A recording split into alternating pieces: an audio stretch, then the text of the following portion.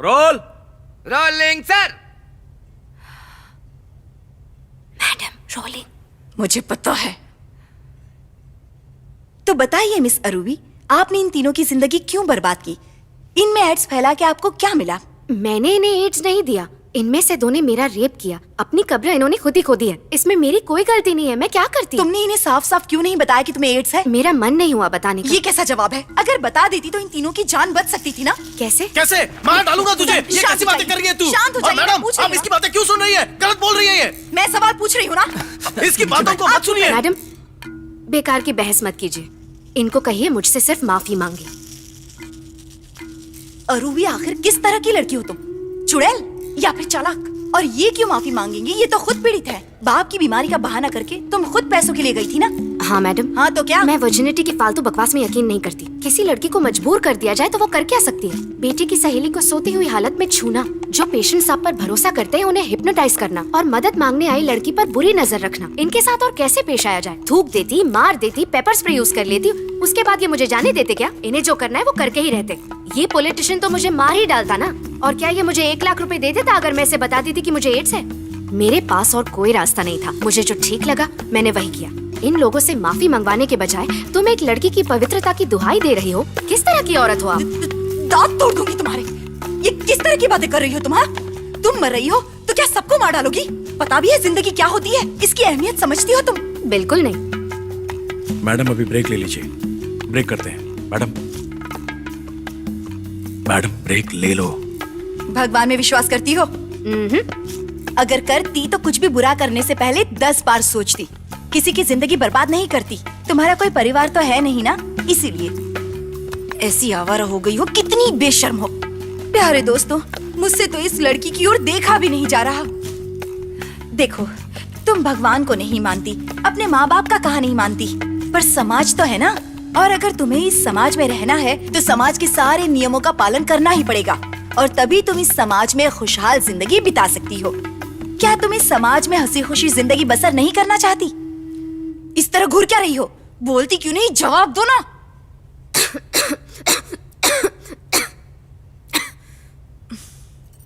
खुशी के मायने क्या होते हैं? क्या आप सब खुश हैं मैडम? क्या आप समाज के दायरे में पिस कर खुश रह सकते हैं? ये समाज आपको सिखाता है झूठ मत बोलो, गलत मत करो, दूसरों को तंग ना करो, हमेशा ईश्वर पर भरोसा करो। क्या ये सब करके हम खुश रह सकते हैं? अगर इस समाज में खुश रहना है तो सिर्फ इन चीजों को मान के काम नहीं चलता। इससे भी बड़ी जिम्मेदारियां होती हैं। एक परिवार, बच्चे, खुशहाल फैमिली, एक अच्छी पगार वाली नौकरी, 3 वक्त का खाना, खुद का घर, उसके बाद टीवी, उसके बाद एक LCD टीवी, उसके बाद एक LED टीवी, और उसके बाद एक होम थिएटर भी, एक गाड़ी, उससे बड़ी गाड़ी, उससे भी बड़ी गाड़ी, और फिर एक लग्जरी गाड़ी खरीदना। फिर आती है बच्चों की पढ़ाई। गवर्नमेंट स्कूल से तो काम चलेगा नहीं, इसलिए private English medium school, DAV या डॉन बॉस्को। नहीं, मैं तो अपने बच्चे को सिर्फ बिलाबोंग में ही पढ़ाऊंगी। परिवार को खुश रखने के लिए हफ्ते में 1 बार खाने पीने के लिए बाहर लेके जाओ, शॉपिंग मॉल ले जाओ, किसी अच्छे से सिनेमा में पिक्चर दिखाओ। टिकट कम से कम 120 रुपए, और आजकल तो सारी पिक्चरें बकवास है। एक परिवार 1000 रुपए पिक्चर में बर्बाद कर देता है जिसमें देखने लायक कुछ भी नहीं है। लेकिन नहीं, हमें तो वो पिक्चर देखनी ही है, चाहे कितने भी पैसे खर्च हो जाए। इसके अलावा कपड़े, जूते, ये सब तो खरीदने ही है। कितने खरीदने हैं, क्यों खरीदने हैं, ये कभी सोचते नहीं है। दूसरे खरीद रहे हैं तो हमें भी खरीदना है ही। आप जहाँ भी हो, आपको चारों ओर से बताया जा रहा है। टीवी पे, रेडियो पे, न्यूज़पेपर में, इंटरनेट पे, मोबाइल पे, सड़कों पे दुकानें हैं और दुकानों में इश्तिहार मिलते हैं। इश्तिहारों पे लिखा होता है ऐसा ऑफर जैसा कहीं नहीं मिल पाएगा। इसी से आप चीजें खरीदने के लिए मजबूर हो जाते हैं। और ये सब किसके लिए? पैसे के लिए। सोसाइटी कहती है अगर तुम्हारे पास पैसे हैं तो ही तुम्हारी इज्जत होगी। सिंपल। चाहे कुछ भी काम कर लो, छीन लो, किसी और की थाली से उठा लो, गुलाम बन जाओ, किसी को मार दो, बलात्कार कर दो, जितना ज्यादा बेवकूफ बना सकते हो उतना बनाओ, तभी तुम बड़े खिलाड़ी माने जाओगे। करोड़ों अरबों का घोटाला करो, फिर भी कोई तुम्हें कुछ भी नहीं कहेगा। बस पैसे कमाने से मतलब है, क्योंकि इस सोसाइटी में एक ही रूल लागू होता है। ये समाज आपकी तभी इज्जत करेगा जब आपके पास पैसे और पावर हो। सिंपल। आपके पास अपना घर नहीं है, बीवी से झगड़ा होता रहता है, आपके रिश्तेदार आपकी इज्जत नहीं करते, आपके माँ बाप भाई बहन कोई भी नहीं, और पैसे नहीं होंगे तो बच्चों की शादी कराना भी मुश्किल हो जाएगा। कहाँ जाके कमाऊं मैं, और किस लिए कमाऊं मैं? ढेर सारे कपड़ों के लिए, एक घर के लिए, 4 लाख की गाड़ी के लिए, या फिर 120 रुपए की बकवासी पिक्चर के लिए? ये सब मेरी जरूरतें नहीं है, तो फिर ये किसकी जरूरतें हैं? उन रईसजादों की जिन्हें नौकर चाहिए, और हम वो नौकर हैं जो इनकी जरूरतें पूरी करने के लिए दिन रात मेहनत करते रहते हैं। फिर भी हम टीवी देखते के आकर्षित होकर वही चीजें खरीदते हैं जिनकी जिनकी हमें कोई जरूरत नहीं है, और हम ये भूल जाते हैं कि हमने वो चीज आखिर खरीदी ही क्यों। हम फिर से पैसे कमाने में जुट जाते हैं इसलिए कि हमें रोजमर्रा की जिंदगी जीनी है, और अगर हम यूं ही लगे रहेंगे तब जाकर अमीर लोग खुश होंगे। भगवान ने हमें सिर्फ इन्हें खुश करने के लिए बनाया है। इन सामाजिक मापदंडों की जरूरतों की पूर्ति में ही हम मर जाते हैं। सिर्फ तभी ये सोसाइटी आपको और आपकी परिवार को अपनाती है, और अगर आप इस तरह समाज को खुश रख सकते हो तभी आप इस समाज में जी सकते हो। और इस तरह जीते जीते इंसान कई बार मर जाता है और उसे लगता है कि वो खुश है। जिस तरह तुम यूं ही मर जाते हो उसी तरह तुम एड्स से भी मर सकते हो। दोस्तों, मुद्दा यहाँ भटक गया है। आप देख रहे हैं yours truly, sponsored by Sahitya wet grinder, cosponsored by Malavika mobile. Offers ऐसे कभी नहीं देखे होंगे जैसे। मिलते हैं एक ब्रेक के बाद। ये कैसी बदतमीजी है? मैं बात कर रही हूँ और तुम यहाँ से जा रही हो। मैंने तुम्हारे सवाल का जवाब दे दिया है, अब इनसे कहो कि मुझसे माफी मांगो। सर, इस लड़की को हटाइए यहाँ से। पापा थी, बैठ जाइए मैडम, बैठ जाइए। पीटर, तुम मुझसे क्यों कह रहे हो? लड़की को फॉलो कर और कैमरा मैडम के ऊपर। इस लड़की को हटाओ यहाँ अरे से। ये कहाँ जा रहा है? जयश्री, सर, बिठाओ उन्हें। सर प्लीज बैठ जाइए। चल निकल, बैठ जाइए प्लीज। चल निकल। Close up, follow. मैं जा रहा हूँ। सर क्या हो रहा है? सर प्लीज बैठिए ना। सर, ये हो क्या रहा है यहाँ? सर प्लीज मान जाइए, प्लीज बैठ जाइए। ए, कहाँ ना जाए यहाँ से? चल निकल यहाँ से। सैटरडे फ्री हो गया। यहाँ देखो बेटा, पप्पा इधर है। अभी बेटा, अरुवी, मेरे दादाजी की असली घर। ये सब इस घर में बर्दाश्त नहीं किया जाएगा। वेलकम। अरे मेरी बेटी जैसी है। फिक्र मत करो, मार डालूंगा। कुछ भी बकवास कर रही है कब से? मैं तुम्हारा उपचार करूंगा। नाजायज संबंध जैसा कुछ नहीं होता। मैं तुम्हारी ही जैसी कोई मेरे पैरों पे गिर के दिखाओ। सैटरडे फ्री हो गया। देखो, मुझे अपनी बड़ी बहन ही समझना। मुझे एड्स है। कैसे HIV पेशेंट को यहाँ लेकर आते हैं सर? शक्ल देखिए अपनी। मुझे परेशान करने के लिए ऐसे लोगों को क्यों लाते हैं सर? कहाँ ना निकल यहाँ से। मैं बात कर रही हूँ ना, तू उठी कैसे? बता, चीख क्यों रही है? हाँ बोल अब। इनको बोल मुझसे माफी मांगने के लिए। चल बोल अब। वहाँ क्या भीड़ लगा रखी है? पीटर, फ्रेम से बाहर निकलो अभी।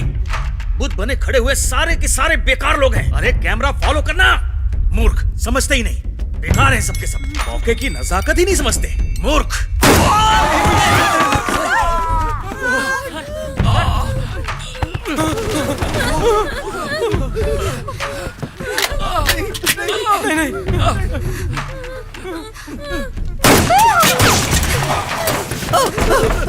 समझ में नहीं आ रहा क्या? एमिली, सुभाष और सिक्योरिटी गार्ड को अंदर बुला लो। आते हुए दरवाजा बंद कर देना। बंद करना। नहीं।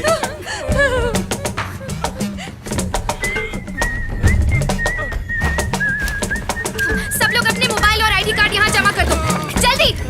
सुन नहीं रहे हो क्या? सबको मरना है क्या? चलो। ये लो, बांध दे।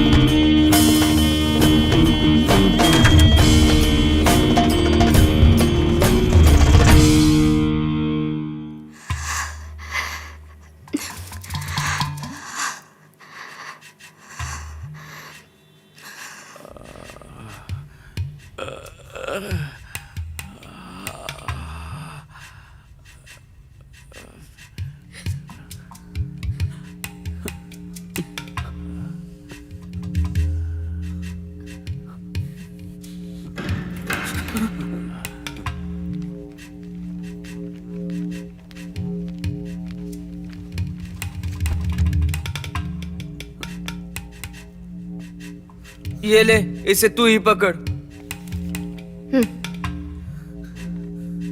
सुभाष, इधर आओ।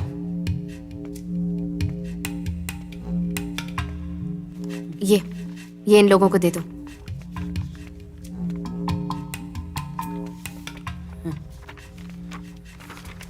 तुम तीनों HIV नेगेटिव हो।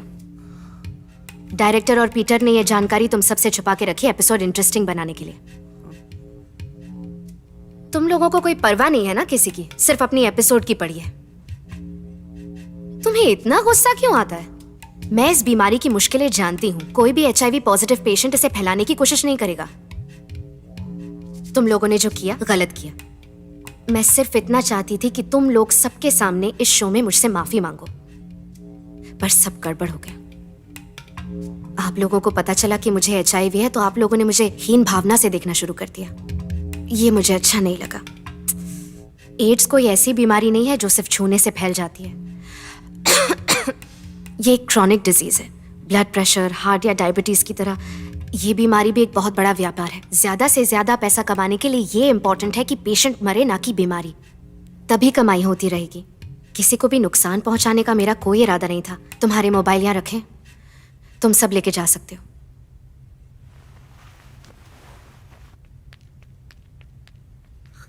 कहाँ जा रही है?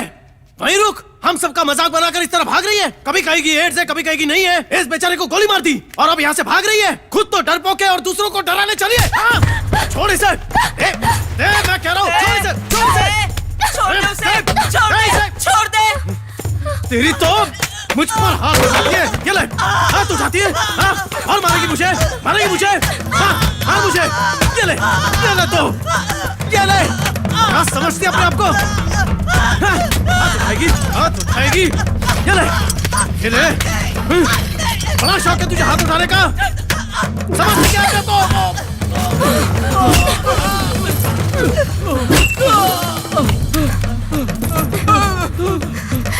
मार दूं? बोल, मरेगा भी?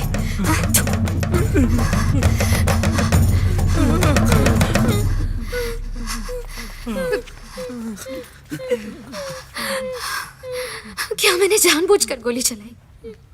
मैंने सॉरी कहा ना। एमिली को कितना मारा तुमने, उसे कितनी चोट पहुंचाई।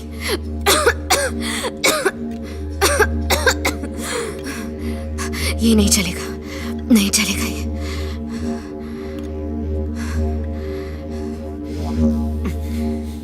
चल खड़ा हो, खड़ा हो।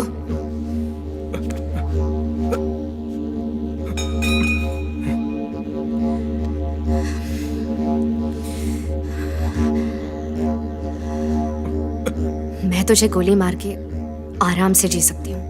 मेरा कुछ नहीं बिगड़ने वाला। मुझे नहीं पता तू क्या करेगा। या तो तू मुझे रुला या तुम मर जा। यार रूबी, चलते हैं ना।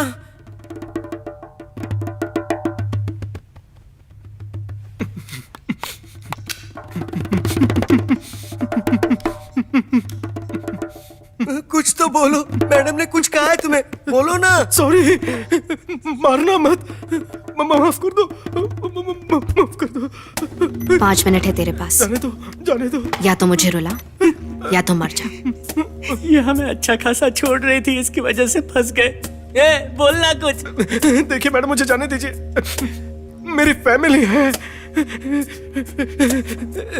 कोशिश करता हूँ मत मारना। बताता हूँ, एक बेबस लाचार लड़की को जब घर से निकाल दिया था तब वो बहुत बुरी तरह। ये कैसा शोर है? बेटी जाके देखो ये आवाज कहाँ से आई।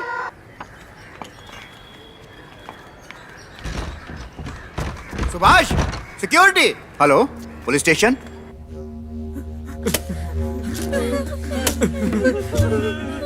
बैठ जा। इस सोफे पे सिर्फ सच बोलना होता है, झूठ बिल्कुल नहीं। ठीक है? ठीक है। आखिरी बार कब रोया था? मैं दो महीने पहले रोया था मैडम।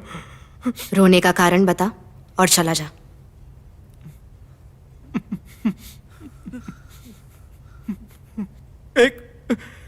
एक दिन मेरी कजिन मारी ने फोन किया था। बोलते समय मत रोना। सॉरी।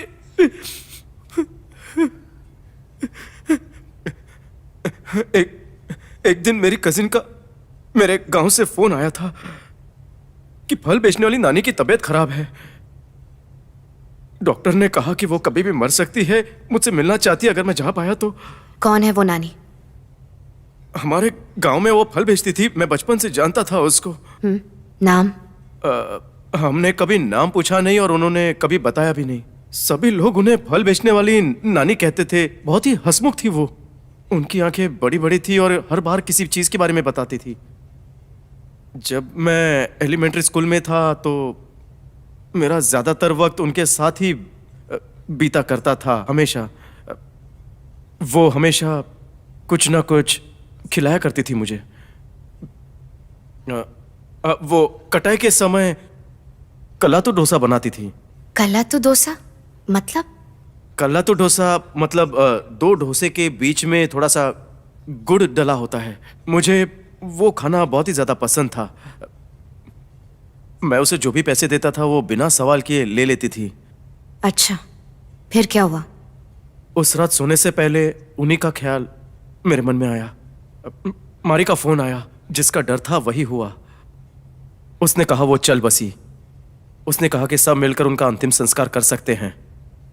तो मैं गांव चला गया। वहां अंतिम संस्कार का सारा खर्च मैंने किया। इन सारे कामों में पैसा तो लगता ही है। वैसे देखा जाए तो हमारी जाति में हम मुर्दे को दफनाते हैं। पर उस दिन गांव वाले उसे जलाने की सोच रहे थे। मैंने पूछा ये सब क्यों कर रहे हो?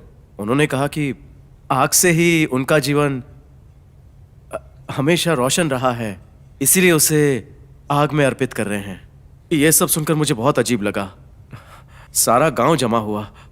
हमने चिता जलाई और उन्हें अर्पित कर दिया।